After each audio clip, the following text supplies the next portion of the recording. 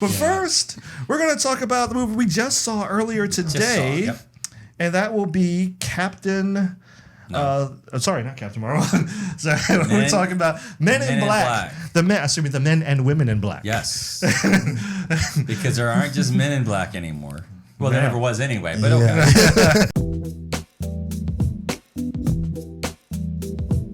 It was a movie. It was. It had pictures. Yeah. Yes. Things happened. There were actors. There were special effects. There were aliens, because it's important in a an alien type movie. You have to have aliens. Yep. There were grotesque aliens. There were cute aliens. There were weird aliens. There were a lot of aliens that just were there, I guess, as background. And there was fan shout out to the Worm Boys or whatever they were called from some of the first movies. Yeah, the Worms. Whatever. And I don't recall any other fan service type. Not really, except for that one thing that you noticed that I didn't catch. It's not before my time. I think it's just I didn't catch it. But the Space Invaders logo. Oh yeah. That was part of the it denotes some kind of special safe house or thing or whatever. Right. It's like Space Invaders. That's kind of funny. Right. So let's go through some of the good. You got so many notes. I don't know if we can get to this. I don't have many. I really don't. You shouldn't know. He shouldn't even waste a piece of paper. I kind of feel bad now. I know, it's like, poor tree. I'm sorry. But some of the good notes, some of the jokes landed. Very few, but some of the jokes landed. I laughed out loud once or twice. Yeah. I smiled to myself a few times or whatever, but I was like, oh, okay, that was pretty funny. Some of the jokes landed okay, but most of them did not. And I believe that was the main reason for that was they were just TMI, too much improv. Right. And a lot of comedies today, I feel like, have that problem. It's just like, they have these riff sessions or whatever where they just let the actors just kind of go about and just kind of do their thing and just like, kind of trump who's being funnier and stuff, or who can say the funniest line and everything. And may work in certain cases, in certain environments and certain movies. But even then, you kind of want to keep that to a minimum. And you really want to script that because not to say Chris Summers isn't funny. He's a funny guy, Tessa Thompson, she's a funny woman and everything. Right. What's the agent? Oh, what's her name again? Emma Thompson. Emma Thompson, yeah. So she's funny. She was fairly funny in Men in Black 3, but she has her moments. She's funny and everything. So you can give them material to work with and stuff, but when you have too much improv and the scenes are going on too long, that's when the movie really starts to drag, especially in the beginning, like the first, I would say, 20 or 25 minutes or so, because the movie, at least, from my perspective, took a long time to get going. And that was a lot of that was due to the comedy, just trying to cram so much in there, and it was just kind of like, character development would be nice, but comedy, it's fine or whatever, because even in I would say Men in Black 2, they had that same problem, because Men in Black, it started out, it was more mystery than it was comedy. Right. Yeah, like the very first one. Like the second one, it just tried to ham in on the funny. It let there were moments where they just let Will Smith just kind of just do something funny, say something funny or whatever. Right. They do the same thing with with Chris Hemsworth and Tessa Thompson. And I'd really blame the Ghostbusters one for really starting this whole improv. I really do. So not everybody can be Bill Murray, Dan Aykroyd, Harold Ramis. I'm like. I really blame that movie for starting all this. Yeah. Oh well, even they couldn't really recapture that lightning in the bottle that they had in the first movie. To the second, because the second one wasn't terrible. It was just kind of like, which is more like this movie or whatever. But that's the thing with movies nowadays. Yeah. I mean, Hakeem, you've seen that too, probably, right? Where they do something. And then it's just like it's set up for the convenience of because it has to happen in the story. As Ryan would say, because it has to happen in the story. Yeah. Oh, right. Okay. And so it has to happen in the story this way. So when they're and they write it in a situation where they go, well, we have to write a way out. We'll go, oh, well, we'll just have the alien thing come back as an adult and he remembers her. Oh, I remember you. You saved me, or helped me, or released me, or got me away from the bad guys, or really the good guys. Yeah. And now it's like, cool. I'm now gonna switch to your side because you helped me out when I was a baby or something. And I'm like, really? Which apparently the thing remembers, you know? I'm just like, hey, from toddler to, I'm like, hey, that's hey, look, maybe their alien race remembers that well. Yeah, their brains, you know. I don't know. Yeah. So, but the movie is not very short of that. You know, there are quite a few. Like, that one was probably one of the biggest ones. Yeah. Because that's when Chris Hemsworth and... when H and M, I'm just trying to call them by their character names. When H and M actually get into some trouble, there is a moment when you kind of see, you don't really see them getting out of that particular situation. Right. So when they get into that situation, it's kind of like, oh, well, that particular alien just happened to be working for this big crime boss that Chris Hemsworth happened to be dating from back in the day. So it's not just that these two ran across each other in the agency. They just also happened to run across the people that they were now in together league with. One was the employee of the other.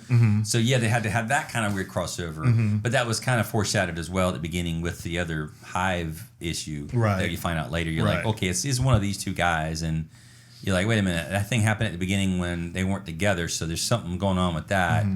And I don't know. Then there was the setup of, oh, well, we're gonna, inhabit this guy in some way. That way he can keep an eye out for here. But that's the thing about that. I was like, wait a minute. This is Men in Black. They've been doing this a very long time since, aliens have been coming to Earth since the 50s or whenever. Right. They don't have any kind of technology that it can determine.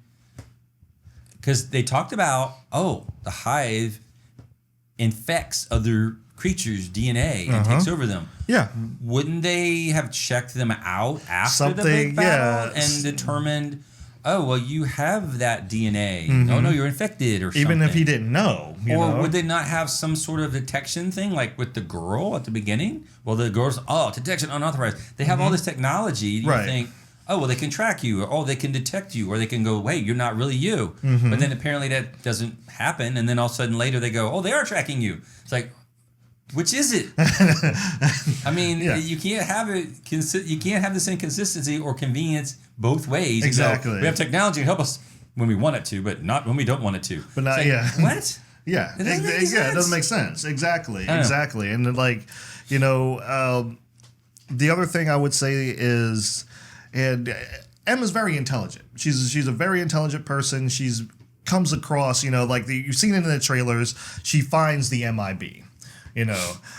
She finds their hideout and everything. And the thing that I always find funny about that, and this has actually been since the first movie, I'm like, does no one ever just walk in that door by accident? And just see like a random dude just sitting there or whatever, and I'm just like, she walks in and it's almost like she knew what to expect when she walked in. Right. And she's like, oh, dress up like this and everything. Like them, and then act a certain way. Yeah, and just kind of like, oh, did they bring such and such in? And he's just like, yeah, they reading his newspaper and everything like that. I'm just like, how do you know how they operate? Right. How did you know? How do you know they don't have a scan card when you go in? Yeah. Retinal ID. I mean, remember, this is technology. They have this. They have this device that will blank the brains. You saw it and used.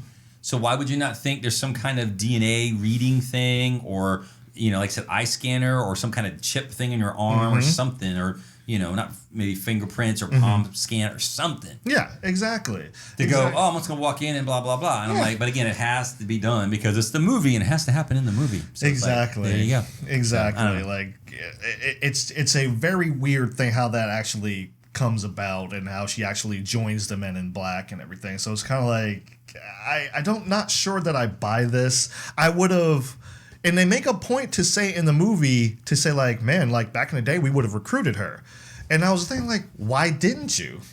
Why wouldn't it be that way? Because she was really smart. She was able to hack into satellites and everything without them knowing about it. So I was like... They didn't find it, but also she part of the montage at the beginning, she was applied to all these agencies, like CIA, CIA. We know FBI. Yeah. We saw a few others that we don't, exactly, but Right. there were some comedic moments that were kind of funny in there, kind of giggly, not laugh out loud, but kind of situation. You're like, okay, that's kind of funny. But then I thought, she's working at a call center or something for computers or something. And I'm like, why wouldn't she? I wrote that down. Why wouldn't she want to work for the FBI? Because that's not really where she wants to be. But if she's super smart and was able to, perform at the top level of all these other things, because guy was looking over her application. Well, these are great. Right. Why wouldn't you join an agency that investigates things and have more stuff at your disposal or something? Exactly. But instead, she was sort of freelancing at a dead end job as a computer support person, right? Tech support or something. Yeah, I don't know. That. It just seemed kind of weird to me. I don't know. So it just seemed odd. Like, why wouldn't you want to be in the CIA? They would be able to find out some stuff, probably, right? I don't know, or have more resources or something. I don't know. Right. I don't know. Right, and it was just like I said. It was like that whole her joining the MIB was just, it was kind of weird. Right. And like I said, some of that probably has to do with how everything's structured in that first 20 minutes. It's kind of like it's real shaky. Right. The Men in Black show up because of an alien disturbance, and they don't investigate the alien disturbance. They just kind of they show up, and it's her parents, of course. But they show up, it's her parents. They found an alien and rummaging around in their trash or whatever. And the Men in Black go through the trouble of explaining it to them, what it actually is. Yeah. No, it's a dangerous. What's it called? Terrakian or something. Yeah, or something like that. And I'm like, and then they just leave. They scan the brain and go, well, it's just a raccoon. Don't worry about it. Yeah, just and then, put your lids back on and you're good. Yeah, and they just leave. In every movie up to that point, the Men in Black, they show up. They at least take care of the disturbance, or at least investigate or something, and then they oh, okay, well, it's not here anymore. Let's, boom, their lives go on about our business. But not in this situation. Not in this situation. No. They don't go investigate the house. They don't look through it or anything like that. It's just because they asked the parents, is anybody else in the house? Oh, my daughter, but she's asleep. Yeah, but how did the parents know? How would they know? They're going to take the word of the parents? Exactly. With all this other noise going on? Yes. The kid could have woken up and saw something. Why wouldn't you go up there and go, well, let's go check on her a minute and make sure she's okay? Yeah. I mean, that makes sense, right? The windows are open. Yes. Maybe the raccoon or whatever it was could have gotten in the window. And that's what I'm saying. I'm they've always done that, and I'm regardless of the quality of the movies, they've always done that, and it was just weird that happened. It seems they're more minutes. inept now, yeah. Yeah, apparently so. But there was a lot of things in the technology that didn't make sense, but I guess they had to, like the train. It's a train. Only designed for Men in Black people to use. So why does it look like a rundown subway? And then it changed into a super spacey, sonic-y tube, super zippy thing. I'm like, well, why would it have to look like an old subway when no one else goes down there but Men in Black? So why do that? Right. Just to show, oh, look, we can do special effects. Right. Right. Is that it? I mean, it just seemed was weird. There's a few moments in there where it was just kind of why did you do this? And I'm just kind of well, probably because it looked cool. It showed gadgets. Yeah, we got to show the cool gadgets and transforming car.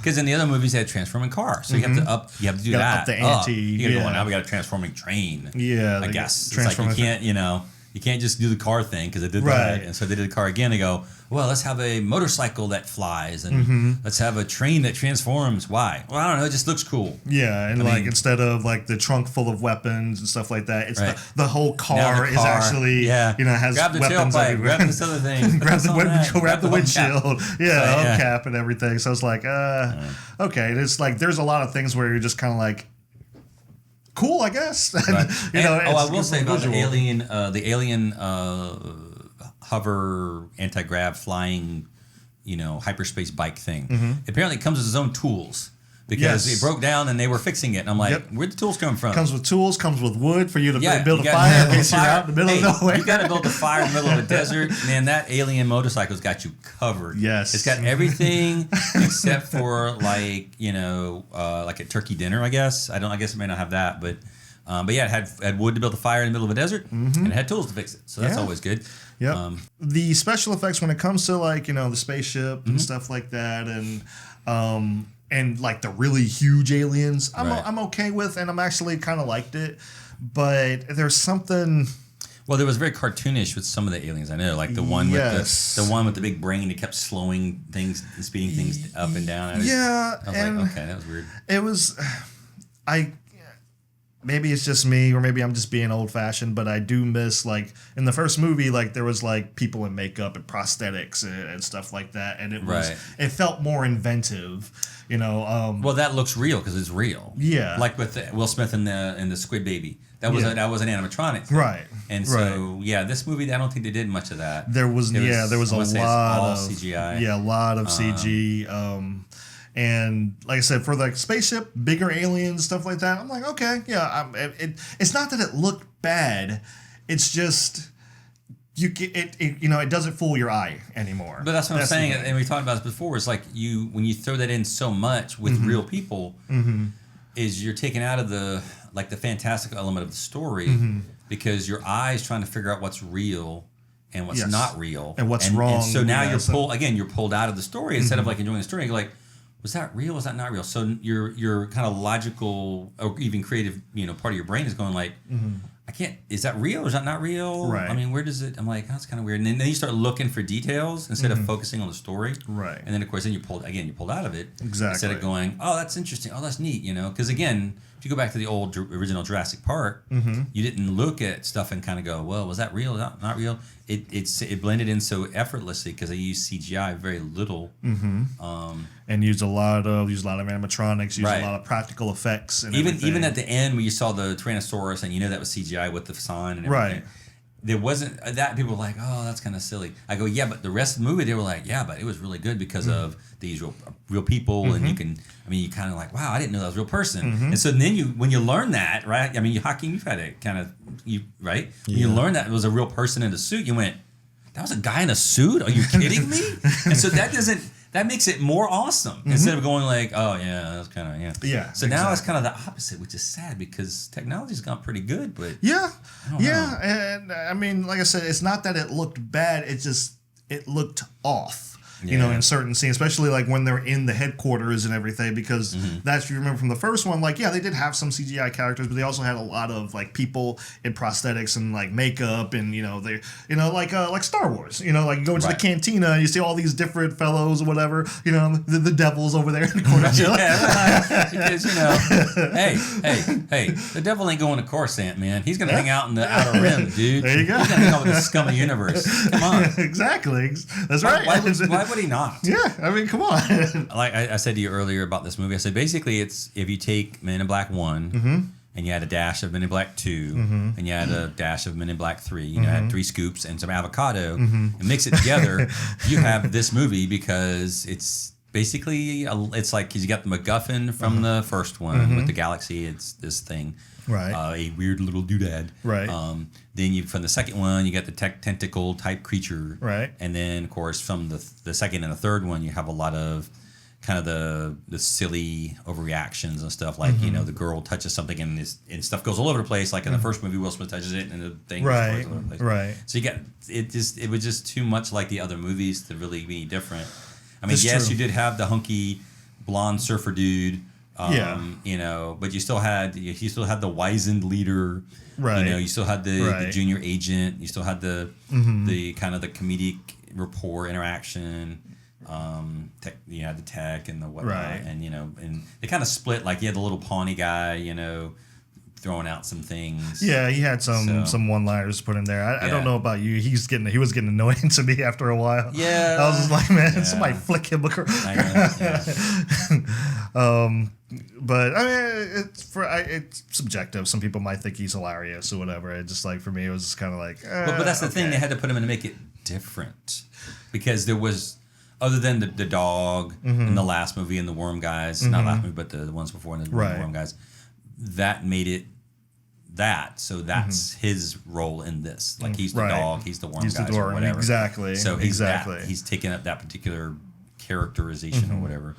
And for the Jiminy Cricket. Yeah, the Jiminy Cricket kind of thing. I don't know. But hey, it's a movie. Yeah. And there were people in it. Yeah. And if you like Chris Hemsworth, he has his shirt off a few times. Yeah. So if you like that, He's actually a little skinnier in this one. He's not Thor build, but I mean he's still built, but it's just like he's not Thor built anymore. He's yeah. I mean, think more of a runner, kind of exercise, fitness guy as opposed to bodybuilder kind of guy. Right. But apparently he's superhero in the movie because. Man, he takes a lot of beatings and throwings and slaps around by alien tentacles and crashes into metal bars. And the girl falls over pipes over like 2 stories and lands. Just thrown across they're an Eiffel Tower hitting metal bars and everything. And they just get up and walk her away. And they're just like, we're fine. They're not even knocked out or anything. At least like in other movies and stuff, they get knocked out for a little bit. They may not be bruised, but they're just like, unconscious. But no. Nope. It's like, get up. Reminds me of that the thing y'all did, the review for Mission Impossible Fallout with that scene the guy was fighting. The dude when they were fighting the Chinese guy in the bathroom and he was throwing him through the window and everything, he just kept getting back up. I was like, what the heck, man? I'm like, you don't just take a hit from Henry Cavill and just get right back up. Like it was.